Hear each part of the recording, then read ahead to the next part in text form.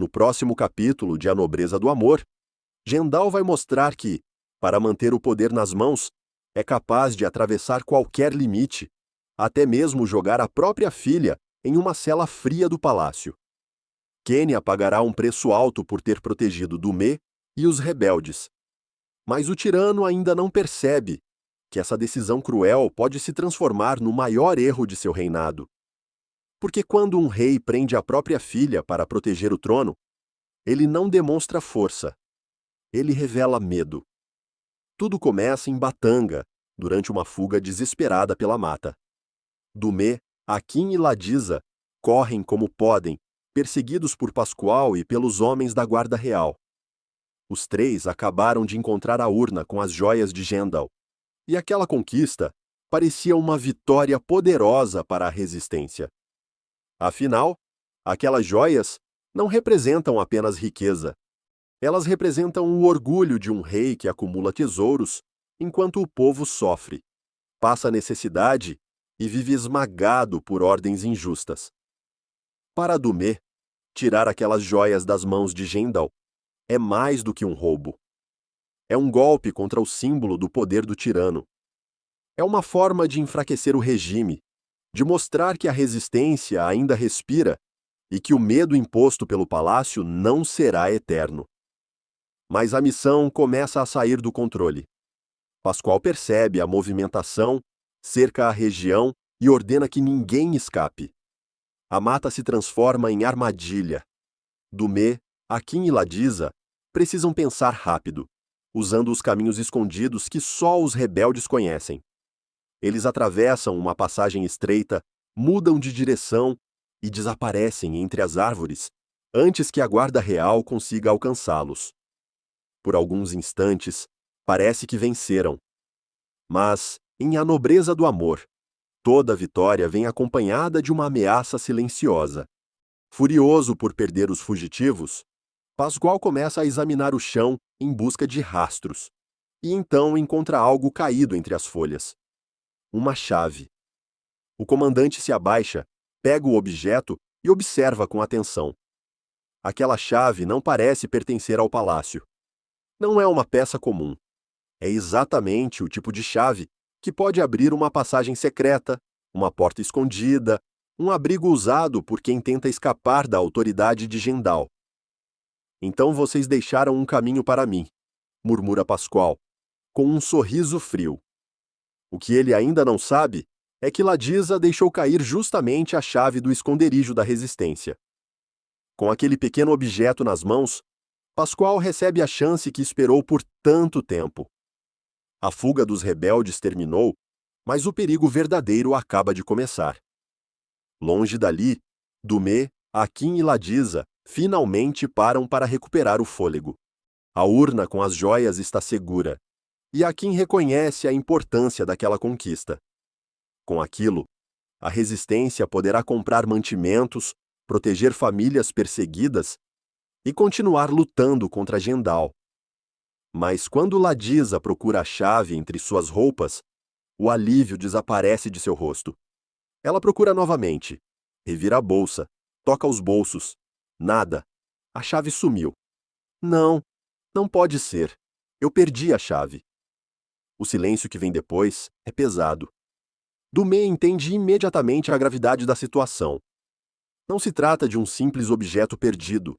Se Pascoal encontrar aquela chave, poderá chegar ao esconderijo e capturar todos que lutam contra o rei. Famílias inteiras podem ser presas. A resistência pode ser destruída em uma única noite. Mas o medo de Dumé vai além do esconderijo. Seu pensamento corre direto para Quenya. A princesa vinha ajudando os rebeldes em segredo, mesmo sendo filha de Gendal. Ela não concorda com as injustiças do pai, não aceita a forma como o povo é tratado e, acima de tudo, continua ligada a Dumé por um sentimento proibido, forte e perigoso. Antes da fuga, Quenya havia distraído Pascoal para facilitar o avanço dos rebeldes. Dumé sabe que o comandante pode ligar todos os acontecimentos. Se Pascoal levar suas suspeitas até Gendal, a fúria do rei cairá sobre a própria filha. E é exatamente isso que começa a acontecer. No palácio, Pascoal se apresenta diante de Gendal com a chave em mãos e uma acusação pronta. Ele afirma que Quenya o distraiu de propósito, protegendo Dumé e os rebeldes. Para Pascoal, a princesa não estava apenas no lugar errado.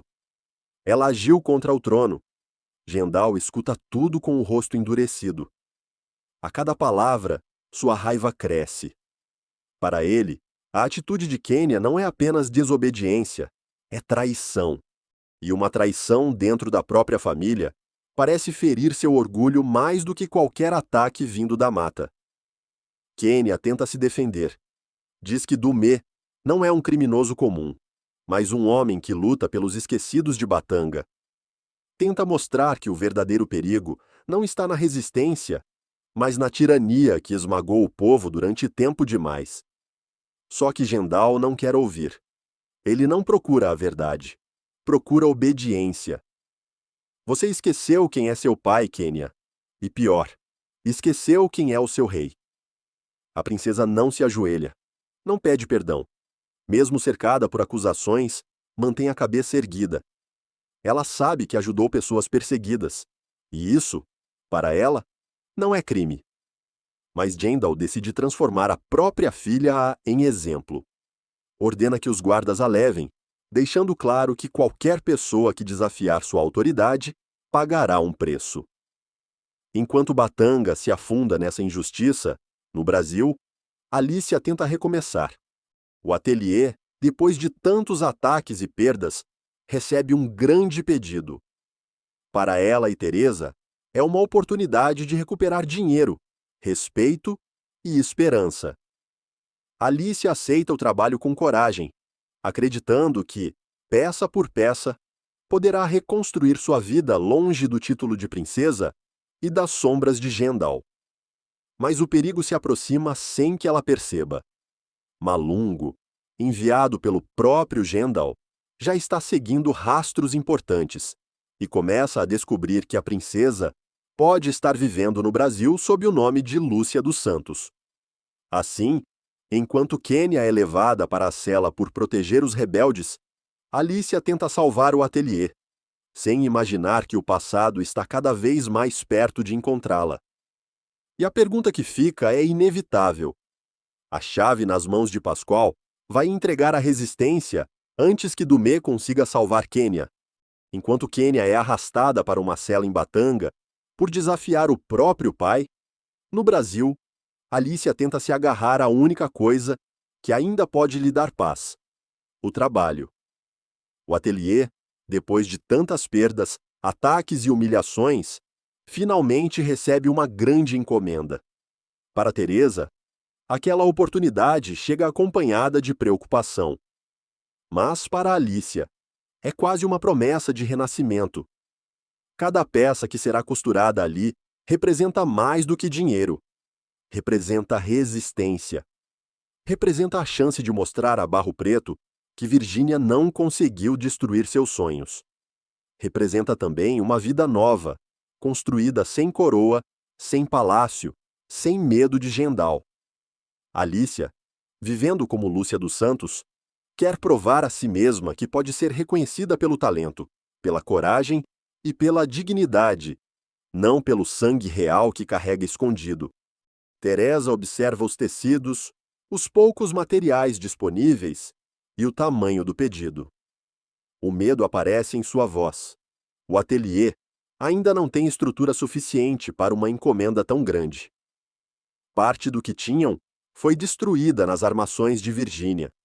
E aceitar aquele trabalho pode ser uma aposta arriscada. Mas Alicia não quer recuar. Depois de atravessar o oceano, fugir de um tirano e recomeçar do zero, ela não vai se intimidar diante de uma pilha de costuras. Teresa, se a gente desistir agora, Virgínia vence de novo. E eu não vou permitir isso. Teresa entende. Mesmo preocupada, decide ficar ao lado da jovem. Entre as duas, existe mais do que parceria. Existe confiança. Teresa viu Alicia cair, levantar, esconder lágrimas e continuar trabalhando, como se cada ponto de linha fosse uma forma de recuperar a própria vida. Por isso, mesmo sabendo dos riscos, ela aceita enfrentar o desafio. Mas o que Alicia ainda não sabe é que o perigo verdadeiro não está apenas nas dificuldades do ateliê. Uma ameaça muito maior está se aproximando em silêncio. Malungo, o homem enviado por Gendal, continua seguindo pistas no Brasil. Depois de descobrir que Nilo Peçanha não poderá mais ajudá-lo, ele encontra uma informação ainda mais perigosa. A princesa pode estar usando o nome de Lúcia dos Santos. Essa descoberta muda tudo. Malungo começa a ligar nomes, lugares e rastros deixados por Alicia e Niara. O disfarce que parecia seguro começa a se desfazer aos poucos. Enquanto Alicia pensa em prazos, tecidos e clientes, o passado de Batanga caminha em sua direção. Gendal não esqueceu a princesa que escapou de suas ordens. Para ele, Alicia não é apenas uma mulher livre. É uma afronta viva ao seu poder. E se Malungo chegar a Barro Preto, o ateliê pode deixar de ser um refúgio para se transformar em armadilha. Enquanto isso, Virgínia continua se afundando na própria arrogância. Depois de ser castigada por Diógenes e Marta, ela deveria refletir sobre seus erros. Mas arrependimento não combina com seu orgulho. Em vez de reconhecer as maldades que cometeu contra Alicia e contra Padre Viriato, Virgínia decide se colocar novamente como vítima. Anuncia que fará greve de fome, tentando comover a família e forçar todos a retirarem sua punição. A atitude preocupa alguns, mas Diógenes não se deixa enganar com facilidade. Ele conhece a filha. Sabe que, por trás daquela aparente fragilidade, existe cálculo. Virgínia não está sofrendo por culpa. Está usando o próprio corpo como chantagem, tentando transformar consequência em perseguição. Você não quer justiça, Virgínia. Você quer mandar em todos nós, até quando está errada. Essas palavras ferem o orgulho da jovem. Mas, em vez de fazê-la parar, aumentam sua raiva contra Alicia. Para Virgínia, tudo o que acontece em sua vida tem uma culpada: Lúcia. Se o ateliê cresce, é culpa dela. Se Tônio se aproxima dela, é culpa dela. Se Diógenes já não fecha os olhos para suas armações, também é culpa dela. A vilã não consegue enxergar que está apenas colhendo aquilo que plantou. Enquanto Virgínia encena sua nova chantagem, Mirinho procura Manuel e toca em um assunto que já virou incômodo em Barro Preto. Ana Maria ainda espera um pedido oficial de namoro.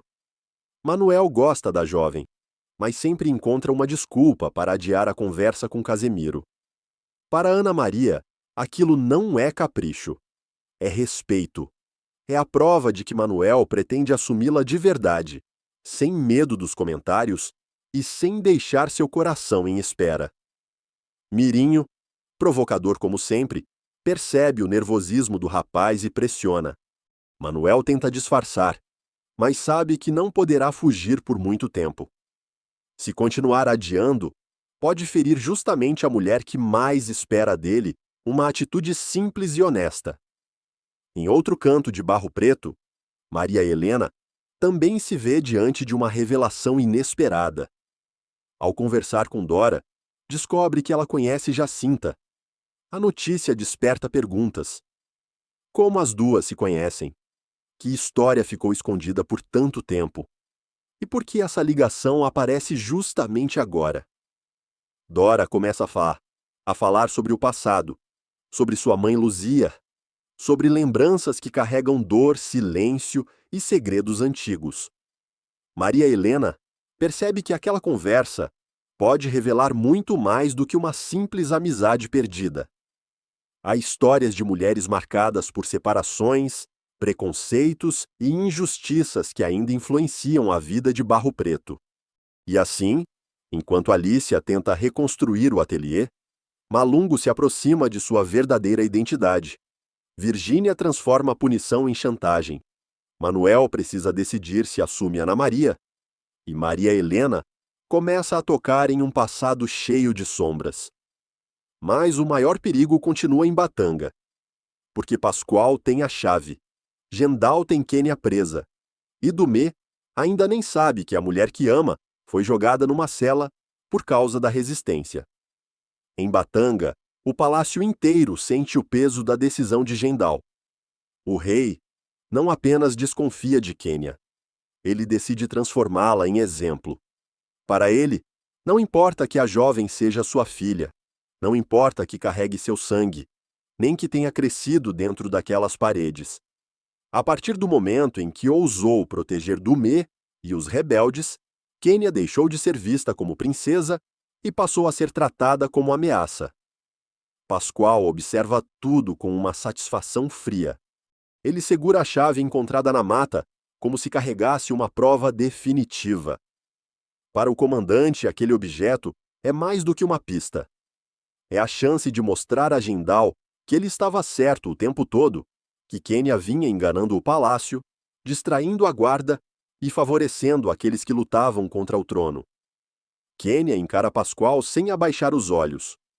Mesmo cercada pelos soldados, não implora, não se humilha, não nega sua consciência. Ela sabe que ajudou Dumê, porque acredita que o povo de Batanga merece liberdade. Sabe também que seu pai jamais compreenderá isso, porque Gendal já não governa com justiça. Ele governa com medo. Se defender inocentes é traição, então talvez este reino já tenha perdido a alma há muito tempo. A frase atinge Gendal como uma ofensa direta. O rei se aproxima da filha com o rosto endurecido e ordena que ela seja levada para uma cela. A sentença cai diante de todos como uma prova brutal de sua crueldade. Algumas pessoas do palácio observam em silêncio, assustadas, mas ninguém tem coragem de enfrentar o rei. Quênia é conduzida pelos corredores, acompanhada pelo olhar satisfeito de Pascoal e pela frieza de um pai que escolheu o poder acima do próprio sangue. Quando a porta da cela se fecha, Quênia finalmente fica sozinha. Por alguns instantes, o silêncio parece esmagador. Ela olha ao redor, respira fundo e entende que sua vida mudou para sempre. Não é mais apenas uma princesa apaixonada por um rebelde. Agora, ela faz parte da resistência. Gendal acredita que o isolamento vai quebrá-la, que a prisão vai fazê-la renunciar a Dumê e revelar informações sobre os rebeldes. Mas acontece o contrário. A cela apenas confirma aquilo que seu coração já sabia. Ela não pode continuar fingindo lealdade a um homem que prende a própria filha para proteger um trono injusto. Enquanto isso, fora do palácio, Dumê, Akin e Ladisa continuam tentando decidir o que fazer com as joias. A conquista que antes parecia tão importante agora perde parte do brilho diante do risco causado pela chave perdida. Ladisa se culpa profundamente. Ela sabe que um descuido seu pode colocar todos em perigo, e por mais que Akin tente acalmá-la, o medo é inevitável. Se Pascoal descobrir a entrada do esconderijo, a resistência poderá ser destruída. Dumê tenta manter a cabeça fria, mas seu coração está inquieto. Ele pensa em Quênia o tempo todo. Sabe que ela se arriscou ao distrair Pascoal. Sabe que a princesa ficou exposta demais e sente que algo terrível pode ter acontecido dentro do palácio. Se Gendal tocar em Quênia por nossa causa, eu nunca vou me perdoar. É nesse momento que Shinua, observando tudo de dentro do castelo, percebe a gravidade da situação. Ele vê Quênia sendo levada para a cela, entende que Gendal cruzou uma linha sem volta e sabe que Dumê precisa ser avisado o quanto antes. Mas sair do palácio não será simples. Pascoal está atento, a guarda está em alerta, e a chave nas mãos do comandante pode ser usada como armadilha. Mesmo assim, Shinua decide agir. Ele entende que se Dumê descobrir tarde demais, Quênia poderá sofrer uma punição ainda pior. E se Pascoal estiver esperando exatamente por uma tentativa de resgate, qualquer movimento errado pode entregar todos os rebeldes. No Brasil, Enquanto esse drama se intensifica em Batanga, Alicia continua focada no grande pedido do ateliê. Ela trabalha ao lado de Teresa com dedicação, tentando transformar a encomenda em uma vitória contra todas as perdas recentes. José também começa a pensar em uma forma de ajudar. Ele percebe que o ateliê precisa de estrutura, material e talvez até uma máquina melhor para dar conta do serviço. Para ele, apoiar Alicia e Teresa não é apenas um gesto de carinho. É uma forma de mostrar que Virgínia não conseguiu destruir aquele sonho. Cada peça produzida no ateliê se transforma em uma resposta silenciosa à maldade. Alicia ainda não sabe que Malungo está se aproximando de seu disfarce, mas sente que precisa fortalecer sua vida no Brasil antes que o passado volte a bater à porta. Enquanto isso, Virgínia segue mergulhada no próprio teatro. A greve de fome anunciada por ela começa a preocupar alguns, mas Diógenes continua desconfiado. Ele percebe que a filha não está tentando se arrepender, está tentando manipular. Para Virgínia, recusar comida é uma forma de pressionar a família, de recuperar a atenção e de obrigar todos a tratá-la como vítima. Mas Diógenes já não parece tão disposto a cair nesse jogo. Você pode tentar se fazer de injustiçada, Virgínia, mas eu sei reconhecer chantagem quando vejo uma. A jovem se revolta ainda mais. Em sua cabeça, todos estão contra ela por culpa de Alicia. O ateliê funcionando, Tônio próximo da rival, Viriato desconfiando de suas armações, Diógenes impondo limites. Tudo vira combustível para um rancor cada vez mais perigoso. Em outro canto de Barro Preto, Manuel continua sendo pressionado pela espera de Ana Maria. Mirinho provoca, a cidade comenta, e o rapaz começa a perceber que não pode adiar para sempre uma conversa séria com Casemiro. Ana Maria não quer viver de promessa.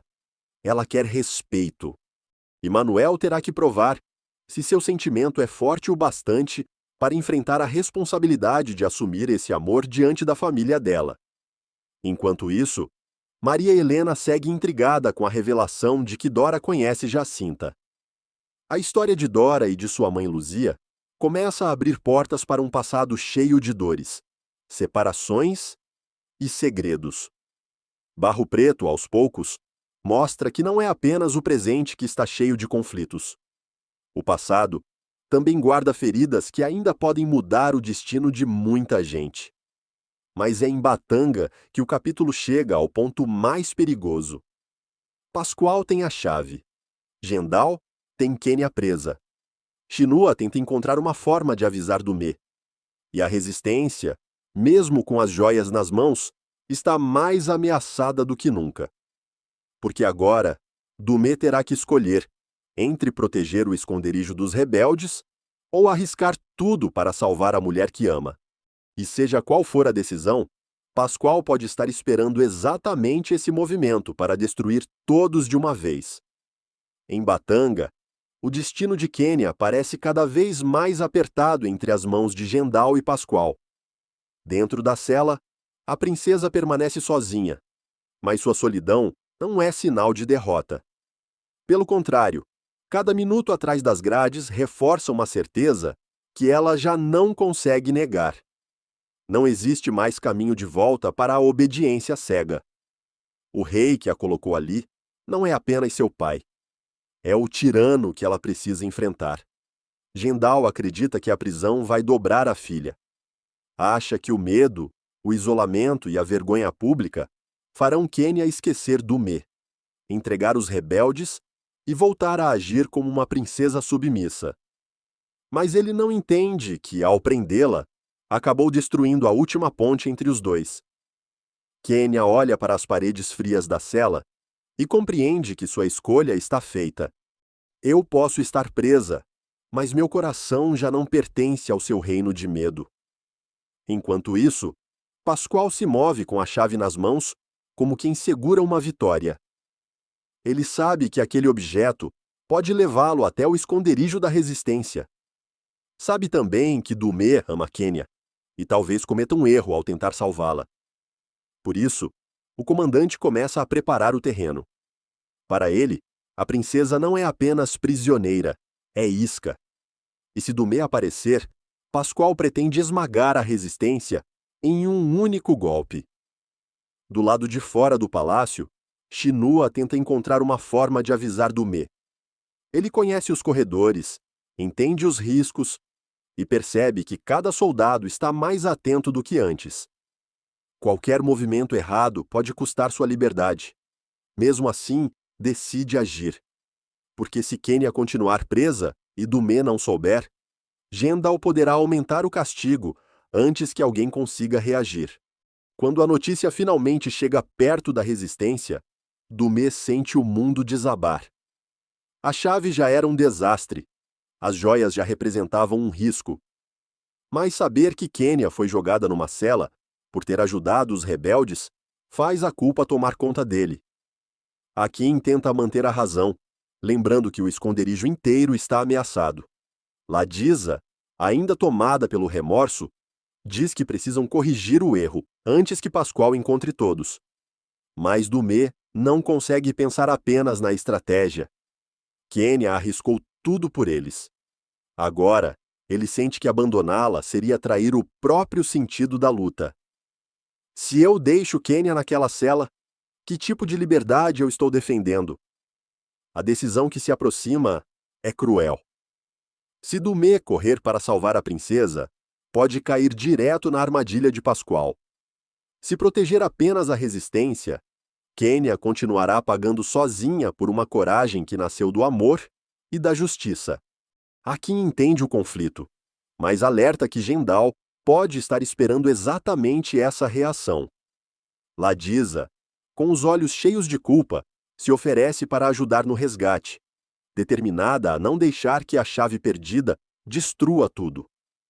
No Brasil, Alicia continua trabalhando no ateliê, sem imaginar que sua própria história também está prestes a ser ameaçada. O grande pedido traz esperança. José pensa em ajudar com estrutura, e Teresa se esforça para manter tudo de pé. Para Alicia, cada peça costurada é uma resposta às perseguições de Virgínia e uma prova de que ainda pode construir uma vida livre. Mas Malungo segue se aproximando. A informação sobre Lúcia dos Santos abre um caminho perigoso até Barro Preto. Enquanto Alicia tenta salvar seu futuro, o passado enviado por Gendal caminha em silêncio na direção dela. Em outra parte da cidade, Virgínia insiste em sua greve de fome, tentando transformar castigo em chantagem. Mas Diógenes já percebeu o jogo da filha. A cada nova encenação, fica mais claro que ela não quer mudar, apenas recuperar poder. E quanto mais o ateliê de Alicia cresce, mais o rancor da vilã se alimenta. Manuel, pressionado por Mirinho e pelo sentimento de Ana Maria, também terá que tomar uma atitude. Já Maria Helena, ao descobrir a ligação entre Dora e Jacinta, começa a tocar em lembranças antigas, que podem revelar dores escondidas por muito tempo. Assim, o capítulo se fecha com todos os destinos em risco. Kenya está presa por ordem do próprio pai. Pascoal tem a chave do esconderijo. Dumê precisa escolher entre salvar a mulher que ama ou proteger toda a resistência. Alicia tenta reconstruir o ateliê, enquanto Malungo se aproxima de sua verdadeira identidade.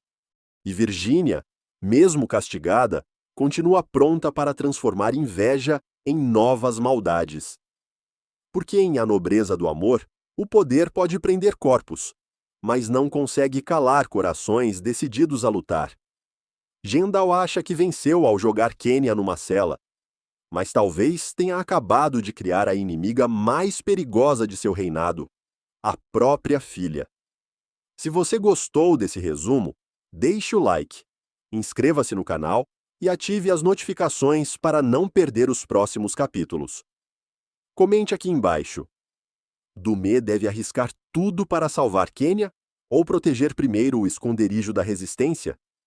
A gente se encontra no próximo vídeo, porque essa guerra entre amor, poder e justiça está apenas começando.